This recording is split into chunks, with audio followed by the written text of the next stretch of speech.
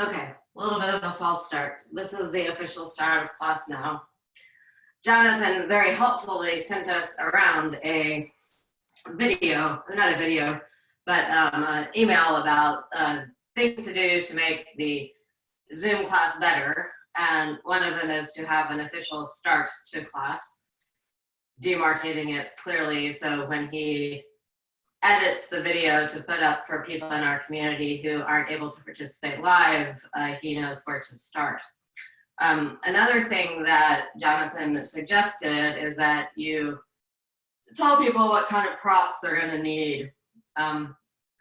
So what I would suggest just in general is you have your 2 bricks or whatever your brick replacement is, whether that's a pile of books or anything around the house that looks like this, a brick. It could even be a real brick if you were very careful. That's what BKS Iyengar actually used when he was first starting to work with props. He actually literally used, the reason they're kind of called bricks is because that's what he used, because that's what he had. Similarly, he would have his wife put rocks on him to weight his thighs, because I guess they hadn't figured out about sandbags yet. And one of my favorite things about doing this 7 days of classes with Abhijata was her telling stories about Mr. Iyengar creating these props. And really, particularly on the last day, she talked a lot about the value and the importance of props, but she also said not to be in this wanting or despairing mindset if you don't have it, or if you can't afford it, or you just don't want to make the commitment about it. It's actually this really unique and amazing opportunity to look around your house and see what objects you actually have in your house that you're sheltering in place with that help you support your practice. And it's really an opportunity to get, like she really said, almost to get into that mindset of Mr. Iyengar. And I had never really, I would not have thought about this opportunity in that way unless that she had said that. And so I just want to pass that along, that generally speaking, we'll use 2 bricks. I'm really not going to teach much with the chairs because I know a lot of people don't have them. Also, something that is like a strap, I'm going to, in general, not use anything that needs a loop. So it can be any piece of fabric. That could range from, you know, like I've said many times before, a dog leash, a piece of rope, a sock, a bath towel, your own belt, just anything that is a long strap. And then I do think having a bolster is great. But, you know, I didn't have a bolster for a really long time, but I did have blankets. And you can fold up blankets to make something like a bolster. Or towels. They don't have to be yoga blankets either. You know, just look around and see the kind of blankets that you have. Firmer blankets are better than softer, mushy ones, but if all you have is a soft, mushy one, that'll work too. But the larger point is just, you're doing your yoga practice to support you. Okay? And so just look around with that kind of mindset of, what do I already have ready at hand that will help me support myself and my practice? And that's really the larger point, okay? So just keep all that in mind. The idea is that practice supports you, and then you look around and see what you can use to support your own practice. Another thing that Abhijata said in that class many times, and it's something that I've thought about many times because it's a very famous saying of BKS Iyengar's, he says that the body is the first prop. Okay? So you're really using through asana your body to support inward self-inquiry. That's the aim of yoga practice, to still use the body to still the fluctuations of the mind so that you can come to dwell in your own true splendor. That's the aim. Doesn't matter if you have a purple brick, doesn't matter if you have a strap, you have a body. You're here as an embodied being, and your body is really the mechanism by which you're supporting that inwardness. So with that idea in mind, go ahead and stretch your legs straight out in front of you into Dandasana. If you do happen to have a brick or whatever your brick equivalent is, then put it between your feet. Props also have a lot of uses. So this one, for instance, is to really give us something to push the big toes against. But if you didn't have a brick, it's fine. You could just pretend or use your vikalpa, your imagination, to actually push your big toes against the brick. And then this is really the inquiry of yoga. What happens when you do that? Just that one little action of moving your big toes toward each other. Okay? Maybe they have a brick between them, maybe they don't. But what I notice is that, wow, when I really do that, without even thinking about it, my quadriceps engage. They lift up away from the kneecaps. They move closer to the bones. Also, my inner thighs begin to engage. And so I can see a little bit more definition in those inner thighs and the quadricep muscles. And I love this just by pressing the big toes. It's really incredible. Then this is a big discovery for me that I've made in the last week or so of my practice.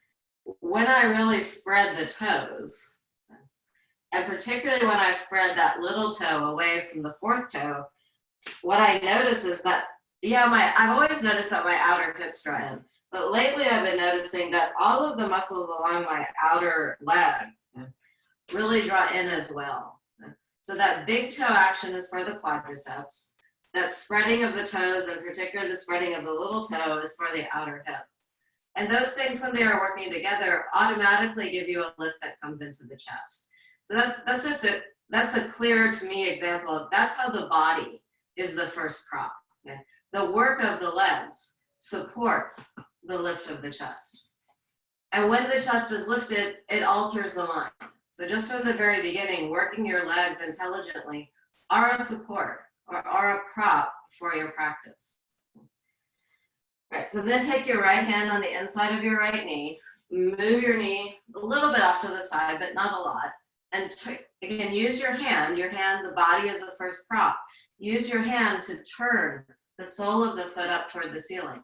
Use your thumb, the body is the first prop, to push the big toe side of your foot more open. Then bring your other leg in. Okay, so this is swastikasana, where your legs are really pulled in. The body is the first prop. Take your hands, put your hands underneath your feet, and turn the sole of the foot up to the ceiling. And don't be afraid to use the prop or a tool. You can think of your hands as tools too. Really turn. Okay.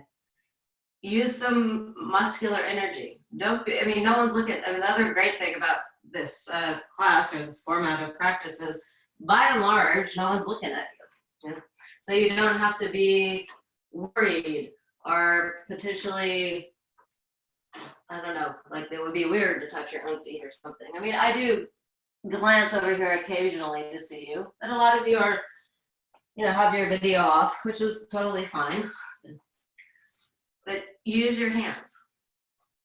It's only you in the room and your hands. Right, then again, the body is the first prop. Take your hands and move your calf flesh. I'm actually today using both of my hands instead of just one, and really moving my calf flesh up toward the ceiling. And already I feel the outer hip draw in. So, that felt so good. I'm going to use it on the other side.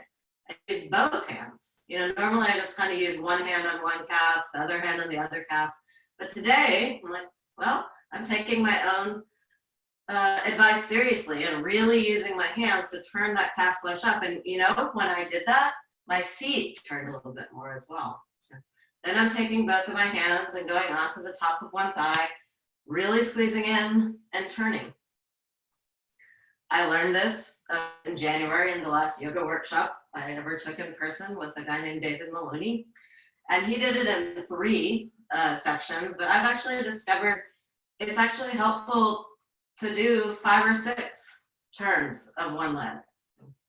At first, it didn't feel good to turn right near my knee, but now it does. And then I'm doing the other side. So just by getting my legs organized with the hands, when I stop doing that and observe the effect, what I feel. Hi, Anne. Hi. I have a question. Yeah. Go ahead. While sitting here, push the thigh inside out or outside? Inside Okay. out. It's external rotation. So it's from the inside out. Okay, thank you. Everything is like turning, if you want to think about it, thank you for asking, up toward the ceiling. Okay. So your feet are turning up toward the ceiling. Your calves are going up toward the ceiling. And you're trying to bring the inner thigh, this part right here, up toward the ceiling. So in order to do that, you have to turn from the inside out. But weirdly, that's called external rotation. This isn't always true, but by and large, when your legs are folded like this, you're doing external rotation. I'll do Virasana today, and we'll talk a little bit about the differences of that. So thank you for asking. That's a really good question. Any other questions while we're still here and I'm rambling on? All right. Okay, and thank you also for just asking the question. Now, what I feel after having done that is I feel my sitting bones have actually drawn more in, and I feel that my chest lifts. And it may seem like kind of strange to have done all those adjustments, but to me, it's really worth it to really do it and to really go inward and observe how I can actually use my own body as a prop. Because I feel this lift in the chest, I feel a clarity in the mind. I feel more awareness of the midline of my body. And then that makes me ready for quote unquote practice. I just by manipulating the legs, I've cultured my body and I've cultured my mind to begin. So join your palms together, close your eyes. Take advantage of this new feeling in your mind and your body that you've created with your own body. Inhabit that space within. Abhi didn't, to my knowledge, say this specifically, but I started thinking about this notion of the body being the first prop. And then I said, well, you know what? Maybe the breath is the second prop. Because you can focus your awareness on your breath as something that bolsters or supports your practice. So as you inhale, make yourself taller from the tailbone all the way up through the head. Keep that height, and as you exhale, draw the prana, or the energy of the breath, outward toward your side ribs and your armpits. I say that all the time, and I mean it, but try and feel it. And lately I've added this other piece, because I've been reading a lot about, the respiration system. As you exhale, also focus the breath into the back body, to the back side of your rib cage, to the back side of your lungs. So that the breath, rather than just being something that kind of lifts up from the central channel of your body, imagine that the breath is something that fills up the column of your torso. So it is a vertical extension. It is a horizontal expansion, but it also moves backwards in a column-like shape. And then you go into that inward space by following the exhalation. The breath is the second prop. Turn your awareness to your breath. Notice the movement of the breath through the body and let that culture the mind. And then from that still place of inward, let's chant 3 Ms together.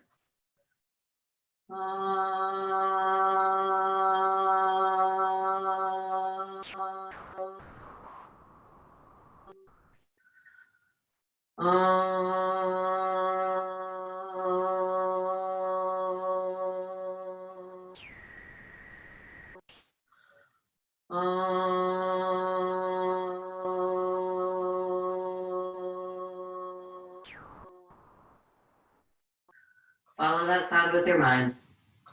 Follow the reverberation of the sound with your mind. And from that space, inhale once more through the column of your torso. Keeping your chest well lifted and broad, bring your chin down to your chest and your hands down to your thighs with your palms up. And then raise your head and open your eyes. Another way you can, I didn't say this, but it's another way, when you join your palms together, it's not just a symbolic gesture, but you can think about That's also a prop. You can use your forearms and your thumbs to lift the rib cage up more. And when I really do that and draw the elbows in, it helps me feel that column of the torso. All right, stretch your legs out into Dandasana, staff pose. I'm just gonna stand up as you're doing that and put the brick between your feet if you have one. And just see who else has hopped onto class so I know everyone's here. Looks like, let's see, who else is here? Melinda. Hello, Shanti. All right, great, wonderful. Hi, Kristen, if I didn't say hello earlier. I'm not sure who asked the question about which way the thighs rotate, but it was a good question. So when you're in Dandasana or a straight leg pose, straight leg ahead pose, if you think about, imagine that you had a line on the center channel of your leg. So from that center channel of your leg, here's the center channel of your leg. On the inside part, the thigh really does rotate in a little bit. So you can actually now turn your thigh from the outside in. And that broadens the sitting bones a little bit and broadens the groin. However, from that same line, you actually have to also draw down to the floor. Okay? So there's both a little bit of an internal rotation in Dandasana, but also a little bit of an external rotation. And so when you really move the little toe away, that gives you that external rotation. That's the container. And it's not a huge external rotation like it is in the bent leg poses, but it is a little bit of one. And that goes for things like Dandasana, things like Tadasana, downward facing dog. Really any pose where both legs are straight and not turned. That straightness actually involves, for some reason I have this weird black stuff on my hand, right? That really involves both a little bit of internal rotation and a little bit of external rotation. And that makes the legs work evenly, and you'll feel a lift come into your chest. Dandasana means staff pose. A staff is a support, okay, for walking or for standing, right? So go ahead and take your fingertips and use your own hands, pushing your fingertips down to get that upward liftment of the torso. And your hands can be a support or a danda for the spine. The first person who ever explained what Dandasana meant to me said that the danda refers to the spine, and that's true. You're using this pose to help your spine get strong, to support your body. But why not use your own body as a first prop to get even more lift in the spine, more lift in the chest? And when I have that, even though I'm talking to you, I feel that my consciousness draws a little bit inward. All right, now take your hand on the other knee and pull your leg into Swastikasana. Turn the soles of the feet upward toward the ceiling. Take both of your hands and turn your calf flesh from the bottom part of your calf flesh up toward the ceiling. So you could think of that as external rotation of the calf. Right? Also take your hands and turn from the inside, the central channel, out. And you'll feel your sitting bones drop in a little bit more. That's great. And then the sitting bones become a support or a danda for the lift of your chest. Roll your shoulder bones back. Reach your arms up into Urdhva Hastasana and Swastikasana. And as you do that, your arms work as a prop or a support in another way. You're reaching your arms up toward the ceiling so that you feel more length coming into the sides of the torso. And turn your palms down, push your fingers back behind you, and use your hands in this way so you get really lots of length in the sides of the torso. Okay. Then stretch your legs out into Dandasana again. This time don't use the brick or space, but put your legs together so that the legs are actually a prop or a support for each other. Push your big toes together and move your other toes away, and notice how all of the legs compact a little bit. All right, so let's look at Baddha Konasana, bound angle pose. Take your right hand on the inside of your right knee, and this time the knee does go out wider. And actually, let's just do one leg at a time. So we could call this Ardha Baddha Konasana. Baddha Konasana is like Swastikasana in that the legs externally rotate. So we can use both of our hands to turn the calf flesh in the same way, to turn the thigh flesh in the same way. And look, when I did that, look how much my knee went down. I didn't even have to say anything to my knee to go down. I just had to be willing to do the work of making my hands be a prop for the leg. And to see if you can sneak yourself into full Baddha Konasana and notice the difference between the sides. Like, I really want to do that work on this leg. So I'm going to swing the other leg back out to make it be a little bit easier to use my hands to move the calf flesh up for the ceiling. This pose is also external rotation of the leg. So you turn the thigh from the inside out. And then you'll say, wow, my knee went down. So maybe, now when I bring both legs up, now things feel a little bit more even. The baddha or the bind refers to how the front leg binds the back leg in place, or the calf binds the thigh in place. The kona refers to the angle that the leg is at your body. For most people, this pose is a lot harder to sit upright. Now I'm actually, because I've done so much work with my hands, I'm actually finding it easier to sit upright today. But I'm still going to use my hands to lengthen up even more through the sides of the torso. I'm also going to push my feet against each other, the balls of the feet and the heels, really push so that when I really push, the feet are a support for the outer hips, or a prop. When the outer hips have drawn in, I feel more lift come into the chest. So the legs are a support for the lift of the chest. The lift of the chest is a support for the mind, or prop. Body is the first prop. All right, stretch your legs out again into Dandasana. Again, when your legs are straight, there's a little bit of internal rotation, so you can actually turn your thighs from the inside out a little bit, and you'll feel your groin release. But that's matched by a little bit of external rotation in the outer leg. And that's, again, like I said, true for Dandasana. It's true for Tadasana. It's true for Shirshasana. It's true for Navasana. It's true, those actions are true for any time your legs are straight. They're almost always doing the same thing. So let's look at another angle pose, Upavishta Konasana. So stretch your legs out wide. For this one, I don't need the support of the blankets as much. It's too high for me. So I've come off of the blankets. But the kona, well, Upavishta means wide apart. The kona is the same as Baddha Konasana. So my thighs are at the same angle as they were at Baddha Konasana. Okay, my legs are straight here. So that means there's both a little bit of internal rotation from that midline of the legs in, and there's a little bit of external rotation from that midline out. So I'm going to go ahead and get a little bit of internal rotation, and I feel, I get width in the groin. And there's a little bit of spreading of the sitting bones, but I have to pair that with outer hip firmness so that the outer leg, by starting by spreading that little toe, results in firmness coming into the outer hip. And so that firmness supports the width, the depth, and the length of the groin. Stretch your arms out in front of you, interlace your fingers, and turn your palms toward me.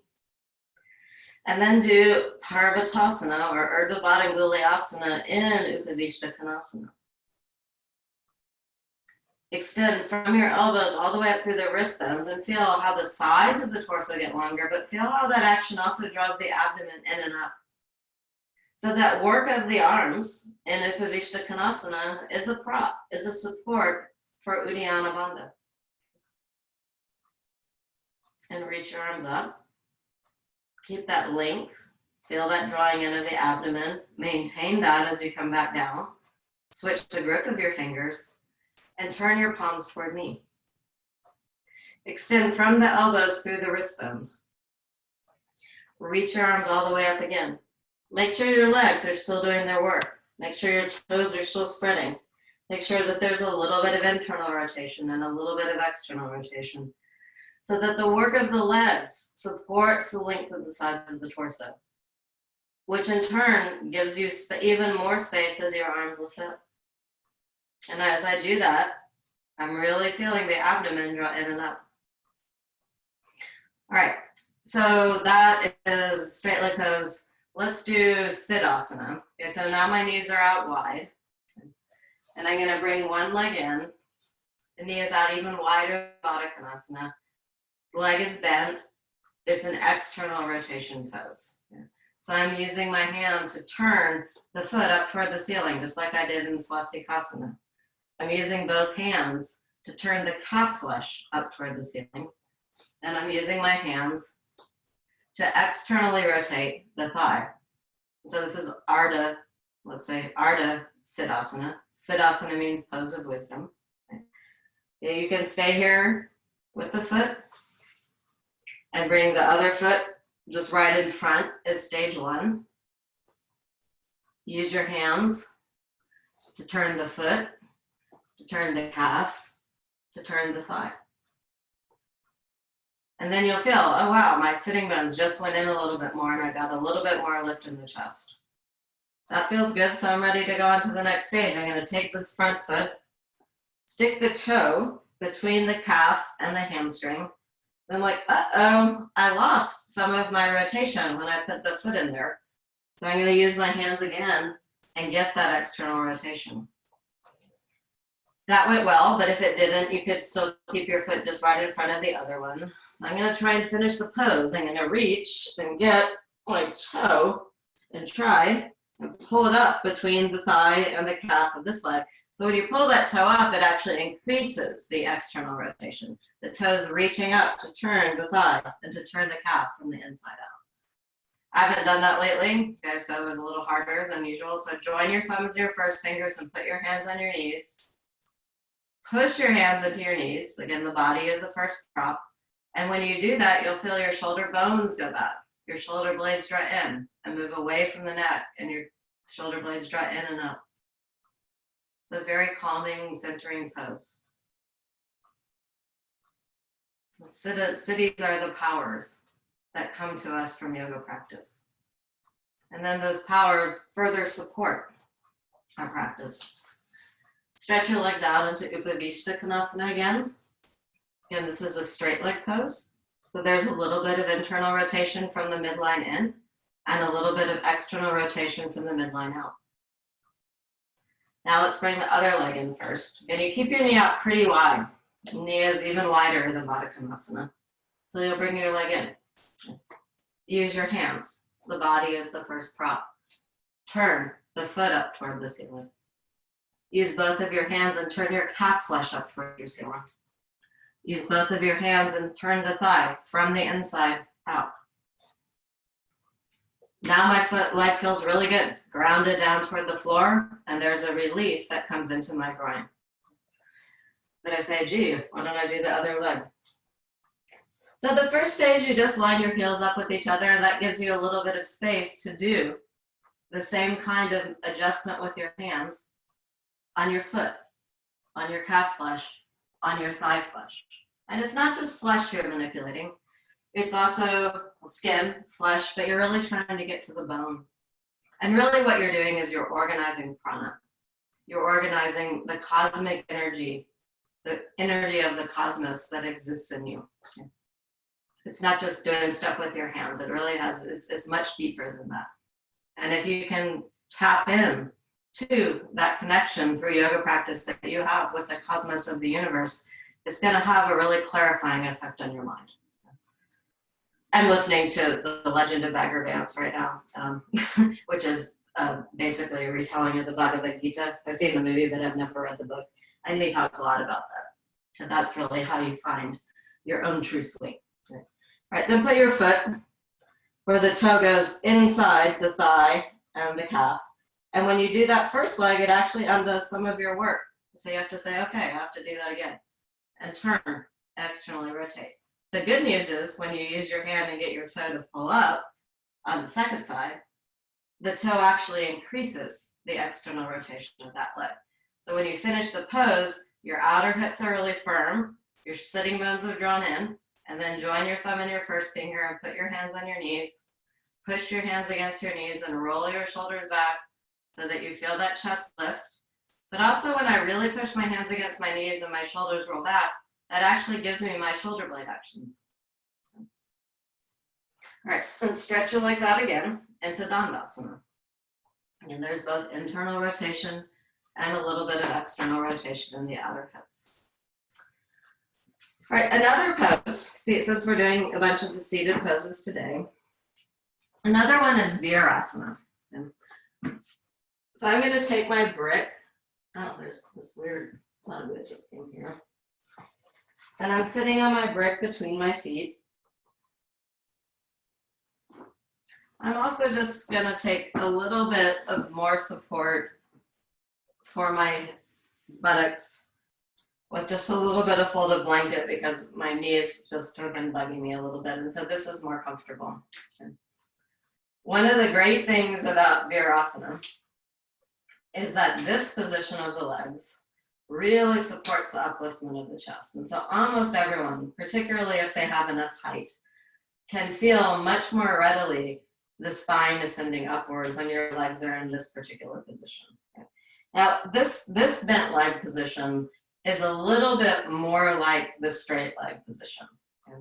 So there's both an internal rotation and an external rotation. So so it's the same thing, like you could think of it, I guess it's really the same in the sense that anytime the knees are just simply in line with the body, there's a little bit of internal rotation and there's a little bit of external rotation in the thighs. So I can turn in a little bit, but don't turn in so much because if you're turning too much, it bothers the knees. Okay. But there's also a little bit of external rotation. Sometimes, depending on your shape, you might have to turn the knees out a little bit more so that your knees go straight ahead. Now press your feet and your shins down into the floor and observe how that comes, a nice lift in the chest. Suck your outer ankles toward your inner ankles and observe how there's a nice lift in the chest. Lengthen up the sides of the torso and stretch your arms out. Then hook one thumb over the other thumb, bound thumb pose. Pull your thumbs against each other and reach your arms way, way, way up. And see if you can feel, as you pull your thumbs against each other and stretch the fingers up, don't you feel even more lift and drawing in of the abdomen coming in because you're in Virasana. And keep that lift. Keep that length in the sides of the torso as you bring your hands down. Switch the grip of your thumbs. Pull your thumbs against each other and stretch your fingers toward me. Reach your thumbs against each other as you stretch your arms up. Feel how much you can feel that low, even the lowest, even it's almost like the lift is more from the pubis. Okay, so I'm almost getting both Mula Bandha and Uddiyana Bandha as I stretch my hands up like this because I'm in Virasana. And it feels really good. Okay. And then reach your hands all the way down. Come forward onto all fours. Spread your palms. Turn your triceps from the outside in so that your biceps go forward. Press through the thumb and the first finger, and just like you did on the little toe side of the foot in Dandasana, from the little finger, draw up into the outer shoulders, look forward. Keep looking forward as you push back into Adho Mukha Svanasana, downward facing dog. And now just think in downward facing dog, what did you learn about the rotation of the legs from all of that seated work? The legs are straight. So there's a little bit of internal rotation, which releases the groin as you go back. There's a little bit of external rotation because you actually do have to tuck your outer hips back here a little bit. Because if you only internally rotate, everything will drop. If you only externally rotate, you won't get the release in the groin.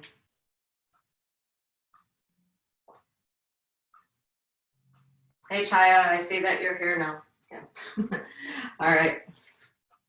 Another thing Jonathan said is make sure you say hello to everyone.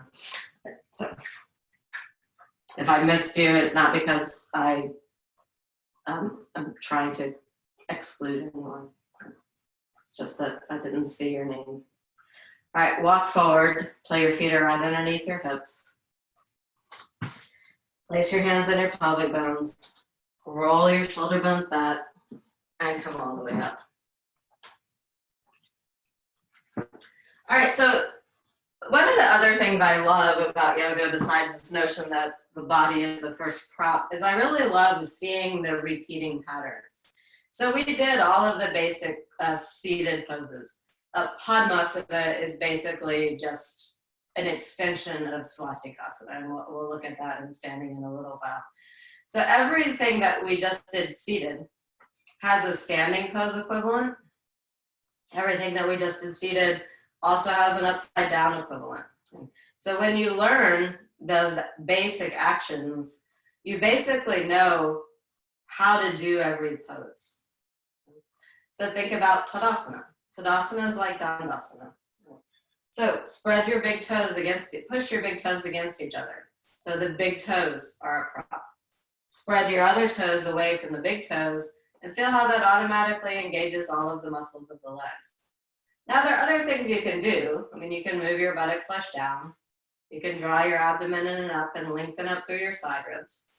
Roll the shoulder bones back and stretch very strongly with your fingertips down toward the floor.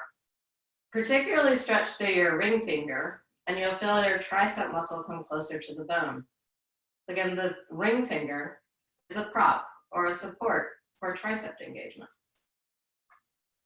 All right, stretch your arms out again in front of you, and then reach your arms up into Urdhva Hastasana, upward hand pose. You're using your arms, not just to reach up toward the sky. Make sure your trapezius muscles are reaching away from your leg, but as a prop, as a support to get more length in the sides of the rib cage. You can even get more. Use your left hand to hold on to your right wrist and reach up even more. So one hand supports the other hand. And then you tip over to the side. So a little bit you're losing the length on one side to gain length on the other side. So one side of the body supports the other side of the body. Press your heel down as you pull even more with your hand, and you'll feel more length coming through that whole side of the torso.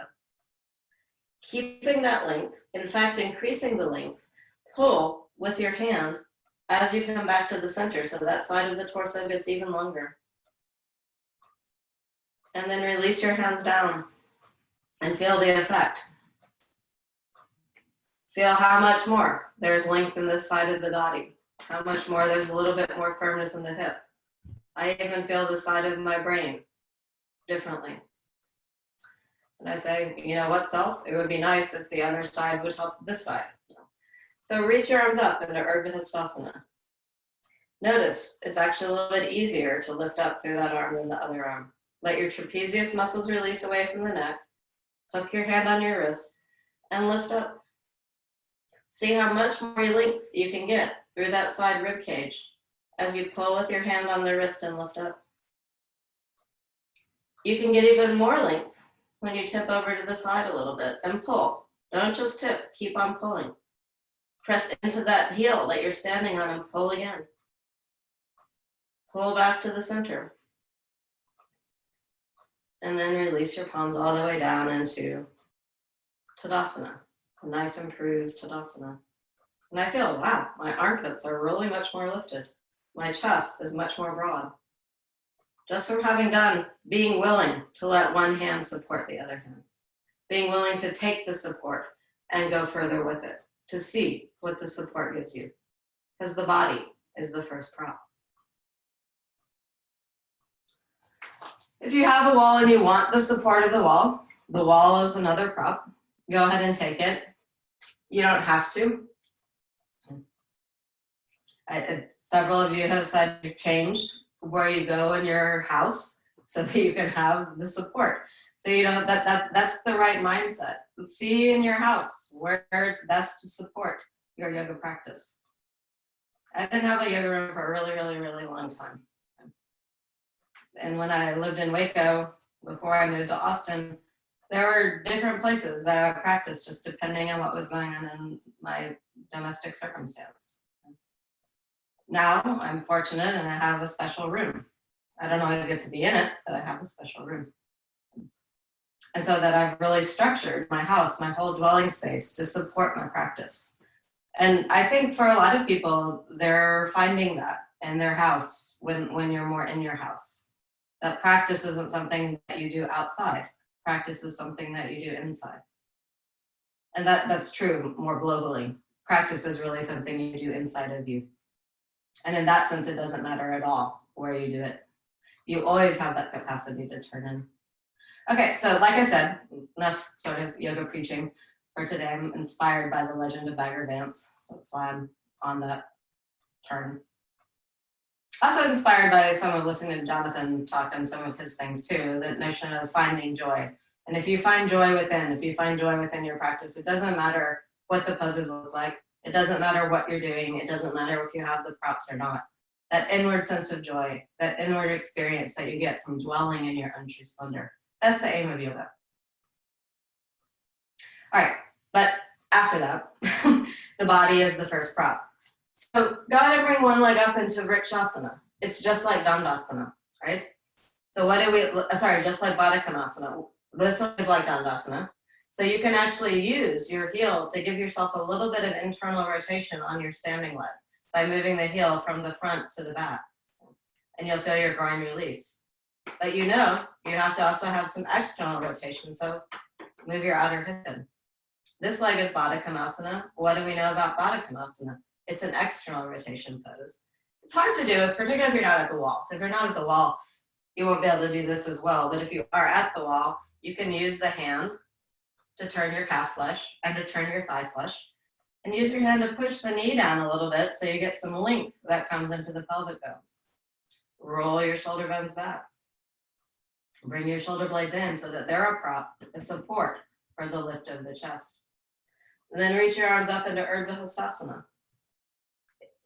Then join your palms into Urdhva Namaskarasana and try and move your arms a little bit behind your ears. So you might have to come away from the wall for that.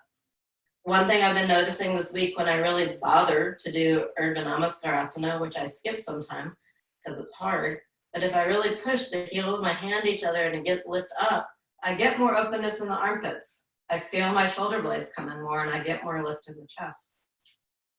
And bring your arms down and your leg down and stand in Tadasana. Observe the effect.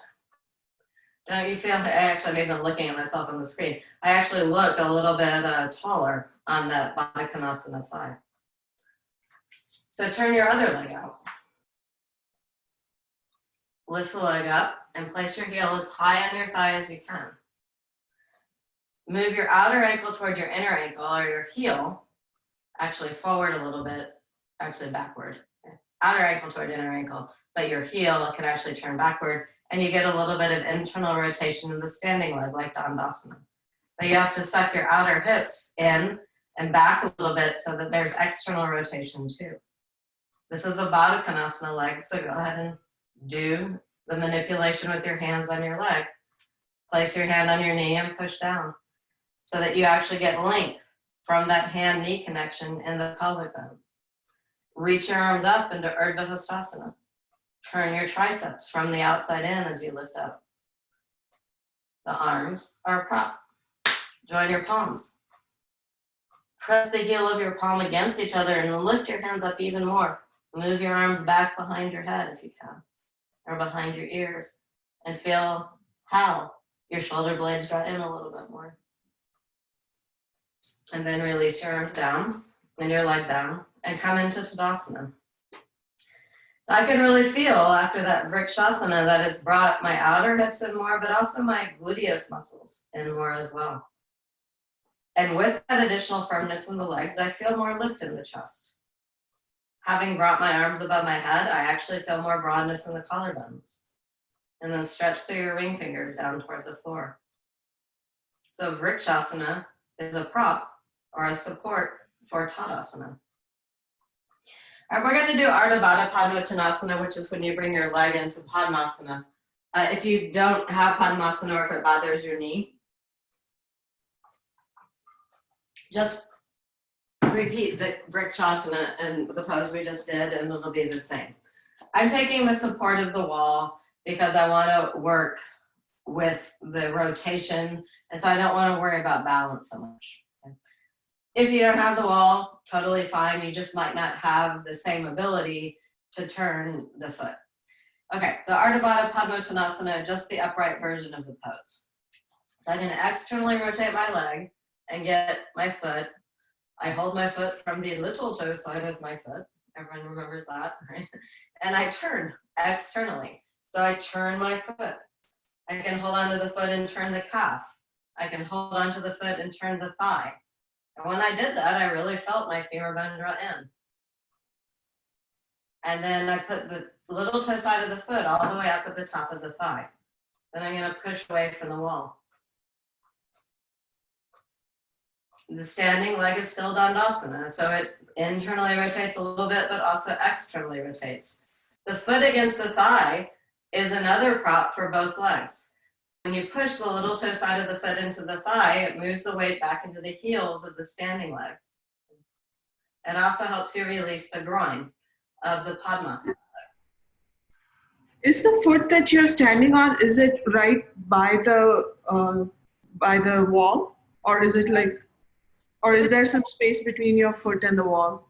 There's a little bit of space because if I'm absolutely against the wall, then the prop is not supporting me. In fact, I'll fall away from the wall. Okay. So I would say I have like maybe an inch. My buttocks are against the wall right now. It's a really good question. Again, thank you for asking. My buttocks are against the wall, but my feet are a little bit away from the wall. Okay. Thank you. You're welcome. And thank you for asking. So there's this, then I'm using, and what that also does, actually, I have the support of the wall, like when I'm in this position. But then once I've gotten myself in, I might want to see what it's like to balance so I can push myself away from the wall. And then I'm completely upright. So it's also something I launch from. Excellent questions. All right, and then stand in Tadasana and see if you can feel the difference of Ardha Baddha Padmottanasana. I can feel that one talks to just the side hip a little bit more. Okay. All right, so now, you know what, now that I'm actually looking at it, I would say that my heels are about 2.5 inches away from the wall. Okay. But some of that will depend on what one of my teachers, George Purvis, called buttock depth. Right? So people's buttocks are different shapes, right? And so it's basically what you can keep your torso against the wall. But if I went way far away from the wall, okay, then I wouldn't really be in anything near Tadasana, right? So I want to be as much in Tadasana as I can, but have the support of the wall. And it's mostly for the upper body, now that I think about it. Okay. That said, suppose I wanted to do something with my fancy rope wall. I might be all the way at the wall, reach on my ropes and pull down, and then I could be near the wall, but I'm not doing anything fancy with my legs. Okay. All right, so let's do Ardha Baddha Padmottanasana on the other side. Okay. So externally rotate the leg, get your foot, turn the foot up, turn the thigh up, turn the calf up. Sorry, I said that in the wrong order. And then put the little toe side of the foot all the way at the top of the thigh. Now I'm pushing away from the wall. What do I know about the straight leg? It's a Dandasana leg or a Tadasana leg. So a little bit of internal rotation, a little bit of external rotation. Doing those together lifts my chest. This leg is all external rotation. And then bring that leg down. There's also, thinking of Virasana, I'm turning to the side now and holding onto the wall with my right hand. I'm now not near the wall really. I'm probably like 16, 18 inches away from the wall. And I'm getting my foot here like Virasana. So this is Utthita, upright, Ardha Bekasana. And I feel like, wow, there's a lot of opening in the front groin that occurs in that way. I move my hamstrings and my buttocks toward each other when I stand. At some point, this goes all the way into Natrajasana, the last pose in the book, where you move your leg more and more and more back, reach the arm up, and get the big toe someday. Yeah. But it starts from the Virasana action and the Hastasana action. So this basic, and then turn around and do the other side. These very basic poses just get deeper and deeper and deeper. Just like your ability to feel things gets deeper and deeper and deeper. And this foot I have to use a little bit more momentum to get the foot up. The knee goes out a little bit wide at first. But I'm in Utthita Ardha Vaikasana. And I stretch my arm up. And even if I can't do it, I think to that last picture in the back of the book. And I say, wow, you know what? Someday this turns into Natradasana. And then bring the foot down. And then stand into Tadasana. Then walk your feet out wide.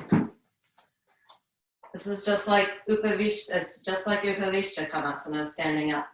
It's called Utthita, Hasta, hands, Padasana. But for now, keep your hastas on your buttocks.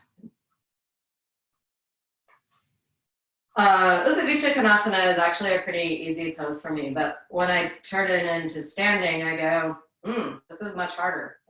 So I have to do more work. So what have I learned? Okay, what if I push my big toes into the floor and kind of move them energetically toward each other? Wow, that begins to open the groin. What if I move my other 4 toes away from the big toe? Wow, that draws the outer hips in. Press down to the heels and lift up through the quadriceps and the inner thighs. I use my hands as a prop and move my buttock flush down toward the floor, and I feel more opening coming into the front groin. The arms also work as a prop outward to the side. And so I extend through those ring fingers and feel that broadness come across the collarbones. And move my shoulder blades in. You know what? I'm going to go ahead and use the body as a prop and the other arms as a prop in the other way and lift my arms up. Press my heels down and lift up through the ring fingers and feel how much length you get in the side ribs, but also how the abdomen draws in and out. Keep that and stretch your arms all the way out into the vertical plane. Turn your right toes in and your left toes out. Okay, so now we're back in external rotation land. Okay. So this is really much more like a swastikasana or a padmasana rotation with the legs straight. Okay. Reach your arm way, way out. See how much longer you get in that side rib. Turn your torso toward the screen and place your hand on your shin and stretch your arm up. Trikonasana, triangle pose. Stretch your arms against each other and feel how your collarbones broaden. Press into your back heel and come back up. Keep pressing into that heel and bend the knee to form a square. Or what is this called? Virabhadrasana 2. From your outer hip, push in so that the knee goes more fluidly down. Again, if it's just a leg action, it's just a leg action. But what if it comes from that outer hip? Then you can sit deeper and feel how the groin releases. Put your elbow on your knee and come down a little bit more. So you've got that pressure of the arm pushing down, which releases the groin, but you can also uplift from that and turn and rotate away from that opening of the groin. And then stretch your arm into side angle pose. Sit a little bit deeper if you can. Stay low. Come back up to a better Virabhadrasana 2. Stretch back up and turn, and then turn your foot back to Utthita Hasta Padasana. Walk your feet in. Stand in Tadasana. Observe how this side of the body feels differently. There's more release in the groin. There's more drawing in of the outer hip. There's more lift in the chest. There's different feeling in the brain. So basically, in those lateral angle poses, this side of the body, support the back leg, supported the opening of the other side. So now it's the side, this turned side, to help the other side. It's its turn to be a support. So walk your feet out into Utthita Hasta Padasana. Do everything that you know about this is a straight leg pose. A little bit of internal rotation, a little bit of external rotation. How do you get that? with the same actions of the feet. Stretch your arms out and they act as a support to get broadness. Lift your arms up. It acts as a support to get length. Move your buttocks down as you lift up. Keep that length and then stretch out wide. Then turn your back toes in and your front leg out. External rotation. A little bit of internal rotation on this leg, a little bit of external rotation. Oh, interesting thing I picked up recently too. If you tend to hyperextend your front leg, the solution to that is actually to stand wider. I mean, you can bend your front knee a little bit, but if you have a wider stance in Trikonasana, you can't hyperextend the front leg so much. So if you're a front leg hyperextender, the solution is not bend the knee. The solution is to stand wider and to press a little bit more into the ball of the foot. And suck your outer femur bone in, stretch your arms out, reach way, way, way out at this arm, turn the torso toward the screen, and then bring your hand down to your shin, wherever it goes. I've noticed too, the more I go down, I lose the length. So I'm just saying, okay, I'm gonna stay up high. Stretch the arm out. Stretch your arms against each other to get broadness in the collarbones. Come all the way back up. From your outer hip, press into your heel, and then from your outer hip, bend to go into Virabhadrasana 2. See if you can sit a little bit lower by sucking your outer femur bone in more. I'm noticing all that torso is going with the leg. I'm going to try and regain Tadasana and sit a little deeper. Then, version of Parshvakonasana. Press into your back heel, from your outer hip, sit deeper. From the sitting bone, move more into the knee. A little bit you're just pushing down with your elbow, but you're also pushing down to lift up. Then push with your elbow against your knee and take your femur bone in and turn even more. Then stretch your arm out, Parshvakonasana. But this is really just Urdhva Hastasana. Remember how when we use the hand to pull on the wrist?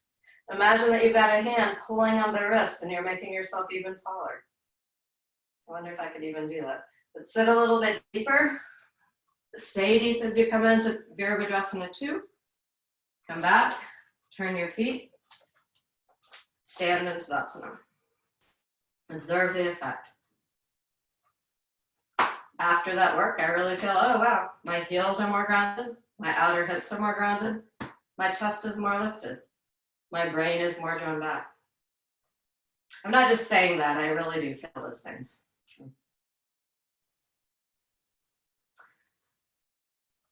And then just inhabit the space of your Tadasana. I'm actually going to attempt to be quiet for a few minutes, for not a few minutes, but at least a few seconds, so that you can really be with you, that you can feel the effect of your own practice in Tadasana.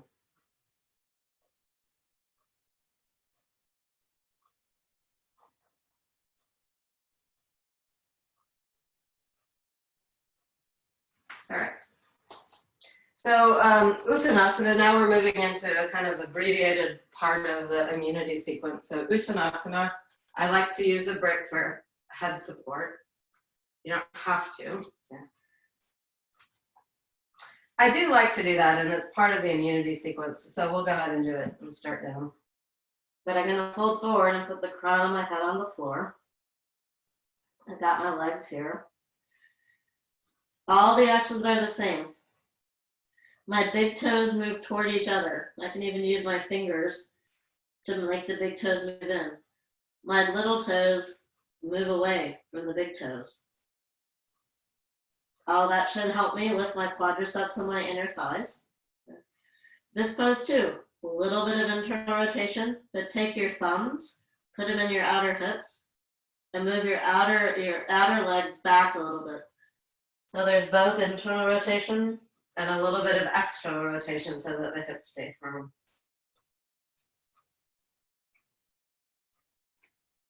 And place your hands on your pelvic bones, roll your shoulder bones back, and come all the way up. Here's a little new thing that I learned recently also. I'm coming to the front so you can see. We're gonna do that pose again, and we bind the elbows, right? everyone's done this with me before. Normally, when I bind the elbow, see how I have my thumb on one side and my fingers on the other side? So like I'm really gripping the elbow with the hands. I took this class last Sunday with David Maloney, and he actually said the thumb can go with the fingers. See the difference? Here my thumb is with the finger. Here my thumb is away from the fingers. Away from the finger, with the finger. So when I go into Uttanasana with the holding, we're gonna do it two ways so you can feel the difference. You're gonna have your thumb on the inside, see how it's on the inside, away from my fingers. And then you're gonna do it with your thumbs with your fingers, and you'll feel a different effect. It's really quite profound, okay? Both are good, they both work. All right, so Uttanasana again. Stand with your feet about hip width apart. You can remember hip width apart is really, it's not, well, if you have tight hamstrings, you can have your feet wider, but hip width apart is really where the heels are in line with the bone of your thigh, right, as opposed to being out wider. All right, so you don't have to have the brick now. You're going to fold forward and first just do how we normally do, keeping the keeping the thumbs away from the other fingers. So you're gripping the forearm with your fingers. We can't see you. Oh, sorry, I forgot to turn it back. Oh boy. Thank you for telling me. Students are the prop of the teacher also. Thank you. Okay. All right, so you're in Uttanasana with your elbows interlaced with your thumb. So that means that the thumb is on the inside and your fingers are on the outside. And it's nice because you can use it to pull down. But see what happens when you switch your thumbs and you put your thumbs with your fingers. Don't you go down even lower? And I feel that all the way up into my buttock bones, and it's like I'm descending even further down from my buttock bones. And it was really just shocking to me how much a difference that switch of the grip of the thumbs was. All right, then switch the hook of your elbows and start with your thumbs on the inside. It's not that I don't go down, I do. I'm pulling with my thumbs down toward the floor. But then when I put the thumbs with the fingers, wow, suddenly I go down even lower, and I also feel a different effect in my shoulder blades. So that the thumb, who knew, is a prop for Uttanasana. Then place your hands on your pelvic bones, roll your shoulder bones back, and come all the way up and stand in Tadasana. We've already done a downward facing dog, so in the interest of time, we're just going to go to Prasarita Padottanasana. Okay. So walk your feet out wide. This is Utthita Hasta Padasana. Place your hands on your hips, move your buttock flesh down and look up toward the ceiling. Hold forward. Place your hands on the floor right underneath your shoulders. Do all of your leg actions. They're all the same. A little bit of internal rotation, but a little bit of external rotation. Walk your hands back and look forward. Lengthen from the pubis all the way up through the head. And then exhale, fold down, and bring your head down to the floor. Prasarita Padottanasana.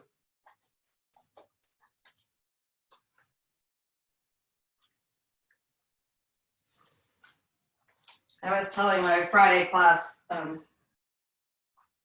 this has really been pretty much my favorite pose during the pandemic times. I think it's partly just the length and the width of the groin it gives. Just feels like that width and opening infuses my entire body with a different sense of energy and vitality. All right, and then walk your hands forward. Place your hands on your pelvic bones and come all the way up. Stand in Tadasana and observe that effect. The legs were out wide and come back in, and I still feel width, length, and depth in the groin. My brain is drawn in. Then set up for Brick Setubandha.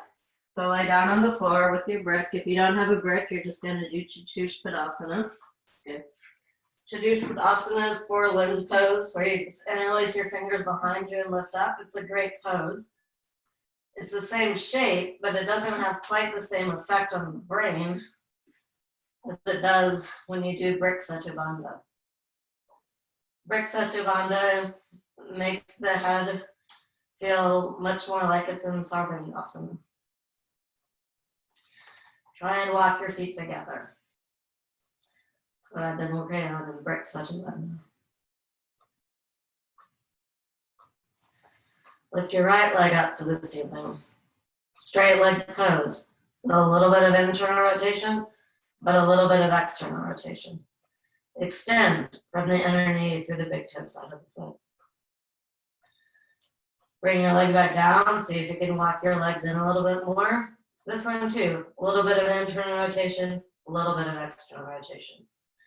Keeping your outer hips firm. Stretch your foot up. A little bit of internal rotation, a little bit of external rotation. Extend from the inner knee through the big toe side of the foot. Bring your feet back to the center.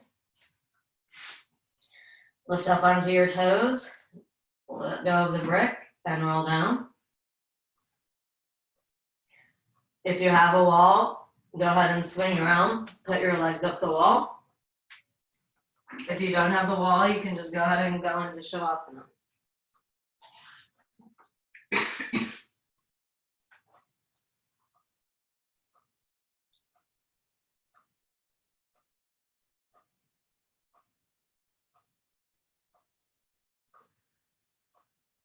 Okay, if you're on legs up the wall pose, it's a straight leg pose, which means a little bit of internal rotation, a little bit of external rotation. If you're already in Shavasana, it's a little different because Shavasana is not Supta Tadasana. If you were in Supta Tadasana, there would be the same, a little bit of internal rotation, a little bit of external rotation. But in Shavasana, the legs roll out.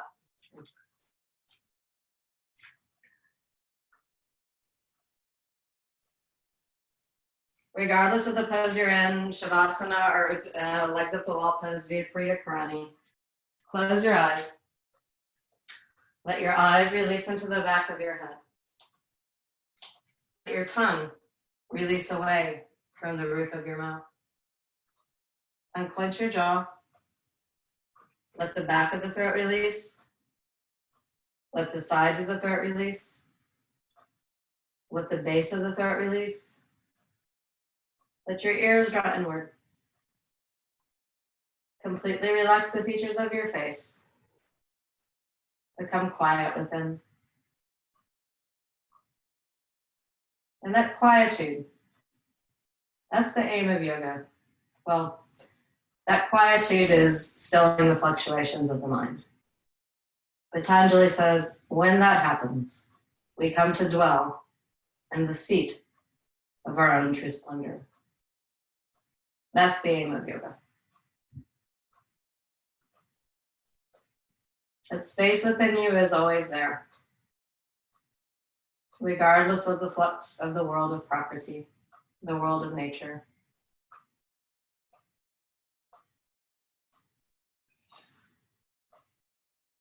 So our practice is simply a prop or a support for us to come to dwell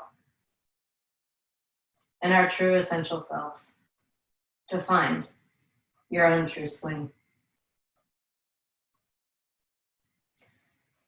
If you're legs up the wall pose, push yourself away from the wall and turn around and just be in Shavasana for just 30 seconds. If you're in Shavasana, stay in Shavasana for another 30 seconds. And just as you end, do that same work.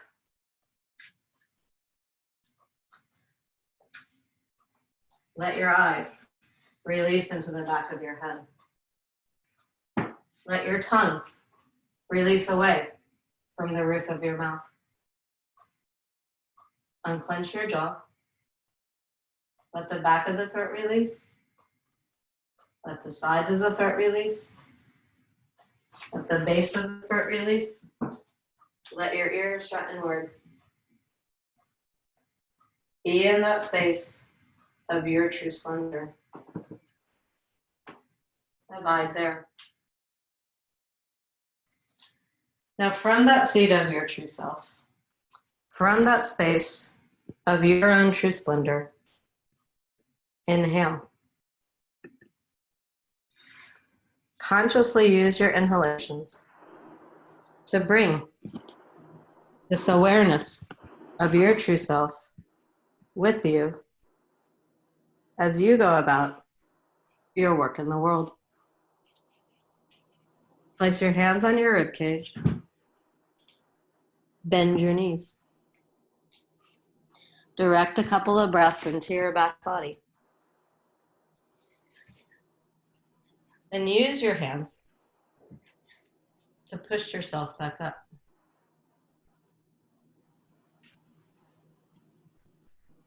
And come back to a seated position of your choice. Close your eyes. Fold your palms together at your heart. Use your palms to lift up. Observe the effect that your practice has on you. Observe it on every layer of your being, from the physical to the most deeply spiritual. In gratitude to the benefit you receive from your practice of yoga, in gratitude to the people you have the opportunity to learn and study yoga with, and in gratitude to the lineage of Hatha Yoga itself, as practiced by B.K.S. Iyengar, reaching back to the sages of India, and down through a line of teachers and students to you, here on the mat, in Austin, Texas, or wherever you happen to be in the world. Namaste. Happy Saturday, everyone. I'm unmuting you so everyone can say hello. Hello. Thank you, Anne. Good to see you. Bye, everybody. Bye. Bye. Thank you, Anne. You're welcome. Thank you, Anne. You're welcome. Good to see you, And- Karen. Good to see you, Kristen. Hey, Chaya, Carolyn, Sugi. Is that Uma? Yeah, thank you. Yeah. Hi, Uma. I thought you were Hi. Shanti earlier, but you're Uma. So good to see you. Hi, Monica. Hi. Hi, Gay. Hi, Anne. It was great. Thank you. Remind me of your husband's name. Cliff. Bye, Cliff. Good to see you. Bye, Sugi. Bye, Marcia. Bye, Chaya. Hi, Sugi. Good to see you. Good to see you. Anne. Thank you. Good to see everyone. Take care. Thank Bye. you, Anne. You're welcome. Bye. Bye. Oh, Sugi, is that your son? Yeah. Oh, hello. It's nice to see you. Hello. Hi, Melinda. Is that your other son, Sugi? Yeah, that's my other son. Yeah. Hi. Bye. Okay. Bye, Cliff. Bye, Gay. Bye, Monica. I'm ending the meeting. Oh, there Carolyn came in. Hi, Carolyn. Good to see you. Okay. Take care, everyone. See you next week. Can you get Bye. with classes? All right. Bye. Bye.